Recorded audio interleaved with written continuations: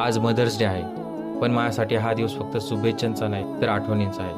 तर नमस्कार मित्रांनो, मी आपलं उद्योगीनरेन मिस्टर मोहब्बत चावल. आज माझ्या आईला हे जग सोडून जवळपास 12 वर्ष झाली. पण आजही एक दिवस असा जात नाही, ज्या दिवशी तिची आठवण येत नाही. आज मी जे काही कष्ट करतोय, मोठी स्वप्न बघतोय, मोठं काहीतरी करण्याची धडपड करतोय. पण एक गोष्ट आयुष्यात कायमची कमी राहील, ती म्हणजे माझी आई. खरंच, आईची कमी कधीच कोणी भरून काढू शकत नाही. माझी आई, जिने आयुष्यभर खूप संघर्ष केला. एक वेळ अशी होती की ती लोकांच्या घरी काम करायची, पहाटे उठून मच्छी धंद्यावर जायची, दररोज फिरून मच्छी विकायची. कधी हाऊसकीपिंगचं काम, तर कधी छोटं-मोठं काम करून ती आमच्या घराचा उदरनिर्वाह चालवायची. ती जास्त शिकलेली नव्हती, अनपढ होती, पण तिला घराचं गणित खूप बरोबर समजायचं. घरात किती पैसे आहेत, कुठून रेशन आणायचं, कसं घर चालवायचं, कुठल्या दिवशी काय कमी पडणार, हे सगळे ती शांतपणे सांभाळायची. आणि एक वेळ अशी होती की आमच्या घरात 2 वेळेचं अन्न शिजणं सुद्धा मुश्किल झालं होतं. त्यावेळेला शेजाऱ्यांच्या बांधकामावर तिने मजुरीचं काम सुद्धा केलं. फक्त आम्ही उपाशी झोपू नये म्हणून. आणि माझे वडील सुद्धा त्यांनी खूप मेहनत घेतली आमचं भविष्य बदलावं म्हणून मोठे स्वप्न पाहिले. पण कधी-कधी नशीब आणि परिस्थिती माणसाची साथ देत नाही.